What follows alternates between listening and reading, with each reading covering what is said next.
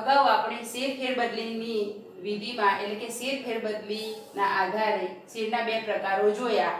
એક હતું મૂર્ત પ્રકારનો શેર અને બીજો છે અમૂર્ત પ્રકારનો શેર. એમાં મૂર્ત પ્રકારના શેરને ફિઝિકલ શેર કહેવામાં આવે છે અને એની ફેરબદલી માટે 9 મુદ્દાઓની ચર્ચા આપણે આગળ કરી ગયા. હવે આપણે અમૂર્ત શેરની ફેરબદલી વિશેની માહિતી મેળવીશું. હવે અમૂર્ત શેરને શું કહેવાય? ડીમેટ શેર કહેવાય. ડીમેટ શેર એટલે શું? ભૌતિક શેરને ઇલેક્ટ્રોનિક સ્વરૂપમાં રૂપાંતરિત કરવો. ભૌતિક શેર કોને કહેવાય? મૂર્ત પ્રકારના શેરને. ઇલેક્ટ્રોનિક સ્વરૂપ એટલે અમૂર્ત પ્રકારના શેર. એટલે મૂર્ત પ્રકારના શેરને અમૂર્ત પ્રકારના સ્વરૂપમાં એટલે કે અમૂર્ત પ્રકારના શેરમાં રૂપાંતરિત કરવું એને શું કહેવાય? ડીમેટ શેર કહેવામાં આવે છે. હવે ડીમેટ ખાતું જરૂરી છે. એટલે અમૂર્ત શેરની ફેરબદલી કરવા માટે દરેક શેરધારકે ડીમેટ ખાતું ખોલાવવું જરૂરી છે. અને આ ડીમેટ ખાતું કોણ ખોલી આપે? Depository participant. એ આપણે અગાઉ ચર્ચા કરી ગયા. ડિપોઝિટરી પાર્ટિસિપન્ટને ટૂંકમાં ડીપી કહેવાય. હવે ડિપોઝિટરી પાર્ટિસિપન્ટની કઈ બે સંસ્થાઓ કામ કરે છે? NSDL અને CDSL. પરીક્ષામાં NSDL નું ફૂલ ફોર્મ પૂર્ણ સ્વરૂપમાં નામ લખો, CDSL નું પૂર્ણ સ્વરૂપમાં નામ લખો, પૂછાય છે 1 માર્ક્સમાં. તો NSDL એટલે શું? નેશનલ સિક્યુરિટીઝ ડિપોઝિટરી લિમિટેડ અને CDSL એટલે સેન્ટ્રલ ડિપોઝિટરી સર્વિસીસ લિમિટેડ. તો આ ડીમેટ ખાતું કોણ ખોલી આપે? Depository participant. એની બે સંસ્થાઓ NSDL અને CDSL. આ બંને સંસ્થાઓ કે ડીમેટ ખાતું ખોલાવી આપવા માટેની મંજૂરી આપે છે. આની પરવાનગી લઈ અને બીજી કઈ સંસ્થાઓ ડીમેટ ખાતું ખોલી આપે? તો છે સરકારી કે ખાનગી ક્ષેત્રની બેંકો, શેર દલાલ, નાણાકીય સંસ્થાઓ એ ડીમેટ ખાતું ખોલી આપે છે. પણ આ સંસ્થાઓને NSDL અને CDSL નામની સંસ્થાઓની મંજૂરી મેળવવી પડે છે. એ સિવાય ડીમેટ ખાતું ખોલી આપતી નથી. ઘણી સંસ્થાઓ ડીમેટ ખાતું ફ્રીમાં પણ ખોલી આપતી હોય છે. હવે જે વ્યક્તિએ ડીમેટ ખાતું ખોલાવ્યું છે એ ડીમેટ ખાતેદારને આ ડીમેટ સંસ્થાઓ એ ઇન્સ્ટ્રક્શન અથવા ઇન્ટિમેશન સ્લિપ આપે છે. હવે આ સ્લિપમાં નંબર હોય છે. તો ખાતેદારની તમામ માહિતી આ ઇન્સ્ટ્રક્શન સ્લિપ દ્વારા મેળવી શકાય છે. અને આ ઇન્સ્ટ્રક્શન સ્લિપના આધારે શેરનું ખરીદ વેચાણ ખાતેદાર કરી શકે છે.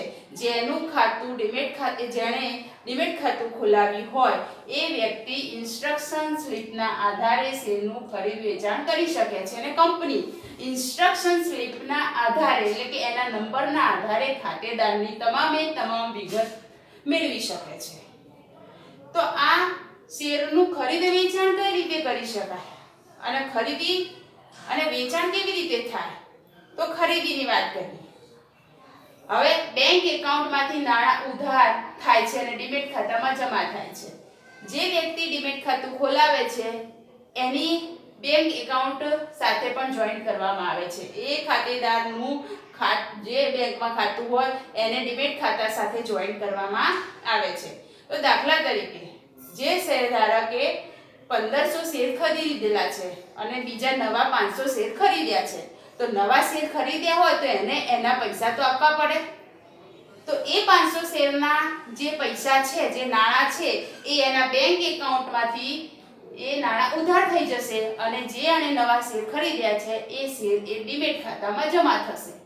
એટલે જ્યારે જે શેરધારક શેર ખરીદે છે એના બેંક એકાઉન્ટમાંથી નાણાં ઉધાર થાય અને જે શેર ખરીદ્યા છે એ ડીમેટ ખાતામાં જમા થાય. અને હવે આપણે વેચાણની વાત કરીએ. તો વેચાણ કઈ રીતે કરશે? તો જે ખાતેદારને એ શેર વેચવા હોય તો બેંક એકાઉન્ટમાં નાણાં શું થશે? જમા થશે. એટલે કે એને જે શેર વેચ્યા છે એના જે નાણાં આવશે એ એના ખાતામાં જમા થશે. કેમ? કારણ કે ડીમેટ ખાતા સાથે એનું બેંક એકાઉન્ટ ખાતું પણ જોઈન્ટ હોય છે. એટલે એના ખાતામાં નાણાં જમા થશે અને ડીમેટ ખાતામાંથી શેર શું થશે? ઓછા થશે. દાખલા તરીકે 1500 શેર એને લીધા હતા જ 500 બીજા લીધા. તો 500 લીધા પછી એને ખરીદ્યા પછી એને વેચવા છે 500. તો એ 500 ના નાણાં એના બેંક ખાતામાં જમા થશે અને ડીમેટ ખાતામાંથી એ શેર ઓછા થઈ જશે. તો આ હતું ખરીદ વેચાણ. તો ખાતેદાર એ ઇન્સ્ટ્રક્શન સ્લિપના આધારે શેરનું ખરીદ વેચાણ કરી શકે છે. આના ઉપર કંપનીનું કોઈ નિયંત્રણ હોતું નથી. અમુક પ્રકારના શેરમાં શેરધારક ગમે ત્યારે ગમે તે વખતે એને જેટલા શેર લેવા હોય અને વેચવા હોય એના ઉપર કોઈ જ નિયંત્રણ નથી. કંપનીનું એના ઉપર કોઈ જ નિયંત્રણ નથી. માત્ર કંપની એના ઉપર દેખરેખ જ રાખી શકે છે. કંપની પોતાના કમ્પ્યુટર ઉપર નવા બનેલા એટલે કંપનીના પોતાના કમ્પ્યુટર ઉપર જે નવા બનેલા અને જૂના જતા રહેલા એટલે નવા બનેલા શેરધારકોને જૂના જે જતા રહેલા હોય એ શેરધારકોને વેબ પેજ ઉપર જોઈ શકે છે. એટલે આ ડીમેટ ખાતામાં શું થાય કે શેરની ખરીદ વેચાણ શક્ય બને છે અને એના ઉપર કંપનીનું કોઈ પણ પ્રકારનું નિયંત્રણ હોતું નથી. હવે આપણે શેર ફેરબદલી અંગે સેક્રેટરીની ફરજોની માહિતી મેળવીશું. શેર ફેરબદલી ગેરકાયદેસર અને અનિયમિત ન થાય એનું ધ્યાન રાખવા માટે સેક્રેટરીએ કેટલીક ફરજો નિભાવવી પડે છે. એમાંની કેટલીક ફરજો છે, આપણે મુદ્દાવાઇઝ એની ચર્ચા કરીશું. પહેલી છે શેર ફેરબદલી ફોર્મની ચકાસણી કરવી. સૌથી પહેલા સેક્રેટરીએ શેર ફેરબદલી ફોર્મની ચકાસણી કરી દેવી જોઈએ. એની વિગતો તપાસી દેવી જોઈએ. શેરની સંખ્યા કેટલી છે, શેર કયા પ્રકારના છે, એ બધી જ વિગતોની ચકાસણી સેક્રેટરીએ ફોર્મમાં કરી લેવી જોઈએ. બીજું છે સ્ટેમ્પ અને ફી. તો શેર ફેરબદલી માટે આવેલ ફોર્મમાં શેરની સંખ્યા અને શેરની બજાર કિંમત પ્રમાણે જરૂરી સ્ટેમ્પ લગાવેલો છે કે નહીં એની ચકાસણી કરી દેવી જોઈએ. ત્રીજી ફરજ છે સાક્ષીની સહી. તો શેર ફેરબદલી ફોર્મમાં સાક્ષીની સહી જરૂરી છે. એટલે કે શેર ફેરબદલી ફોર્મમાં સાક્ષીની સહી છે કે નહીં એને ચકાસણી એ સેક્રેટરીએ કરી દેવી જોઈએ છે. એની ચોથી ફરજ છે સેક્રેટરીની કે શેર ફેરબદલીની પહોંચ. તો કંપની રજિસ્ટર ઓફિસમાં શેર ફેરબદલી ફોર્મ આપ્યા બાદ એમાં જણાવેલ વિગતો સંતોષકારક જણાય તો તે અંગેની પહોંચ આપવી જોઈએ.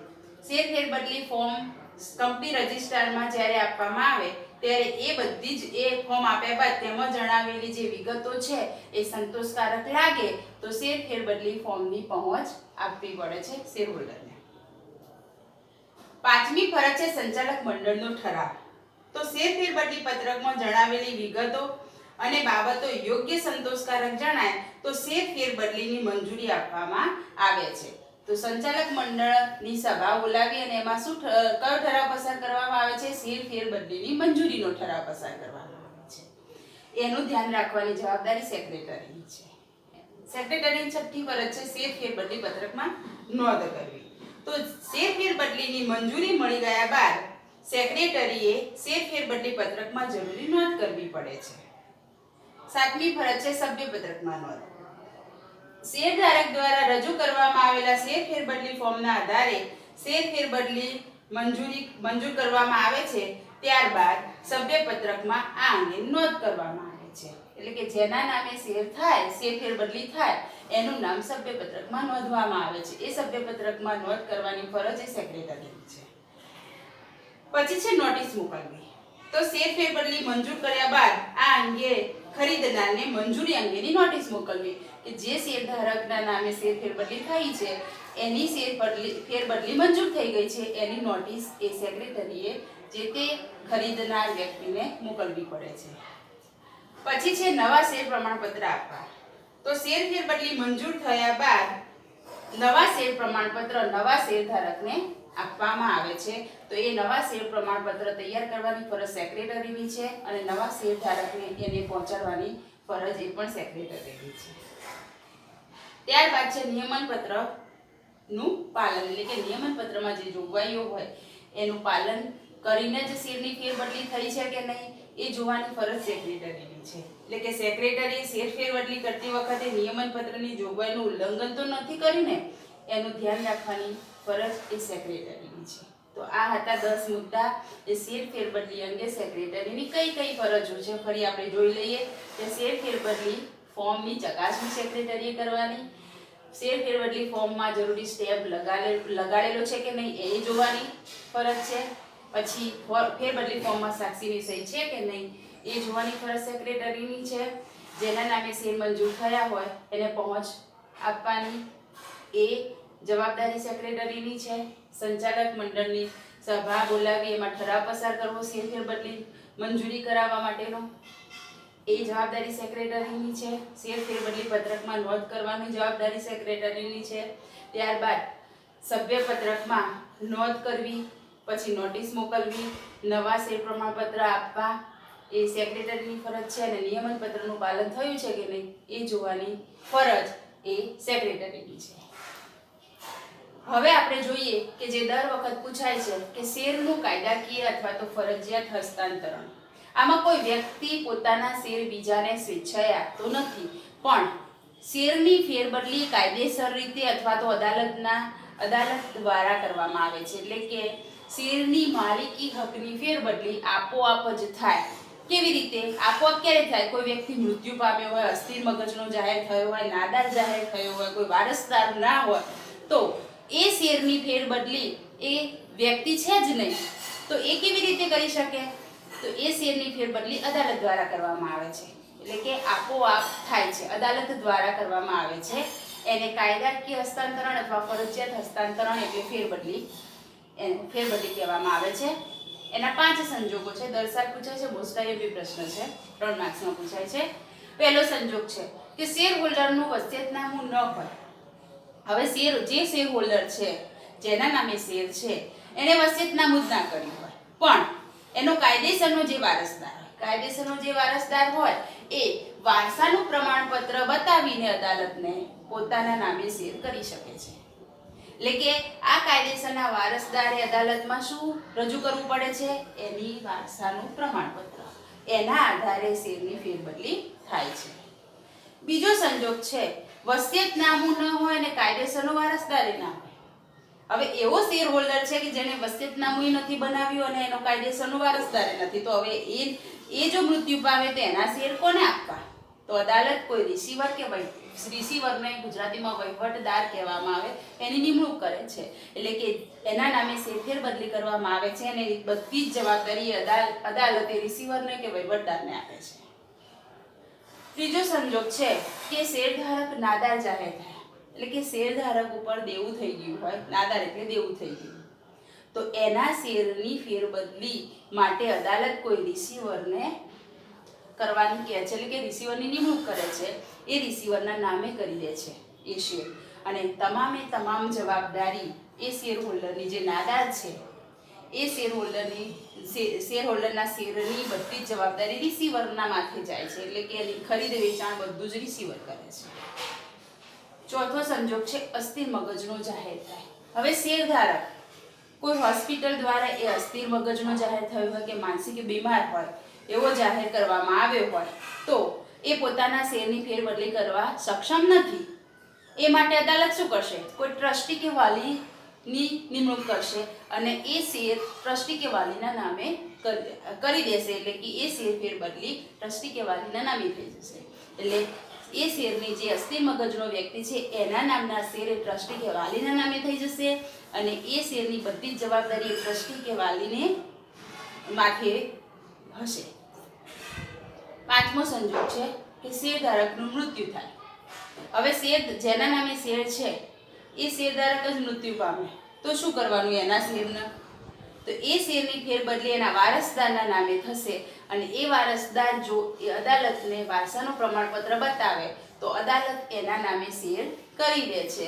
એટલે કે એ શેરનો માલિક એનો વારસદાર થાય છે. તો આ 5 સંજોગો ફરી આપણે જોઈ લઈએ કે શેર હોલ્ડરનું વસિયતનામું ન હોય અને કાયદેસરનો વારસદાર હોય, તો એ કાયદેસરના વારસદાર જો વારસાનું પ્રમાણપત્ર અદાલતને બતાવે તો એના નામે ફેરબદલી થાય. વસિયતનામું ના હોય, કાયદેસરનો વારસદાર ના હોય, તો અદાલત કોઈ રિસીવરની નિમણૂક કરશે ને એના નામે શેર ફેરબદલી થઈ જશે.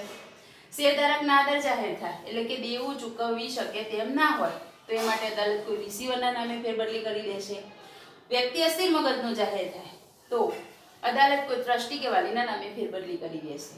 અને જો શેરધારકનું મૃત્યુ થાય તો વારસદાર વારસાનું પ્રમાણપત્ર બતાવી અને એના નામે શેર ફેરબદલી કરી શકે છે. આમ શેરનું કાયદાકીય હસ્તાંતરણ એટલે શેરની માલિકી હકની ફેરબદલી આપોઆપ થાય. એટલે અદાલત દ્વારા કાયદાકીય કાનૂની કાર્યવાહીના હેઠળ થાય તો એને શેરનું કાયદાકીય હસ્તાંતરણ કહેવામાં આવે છે.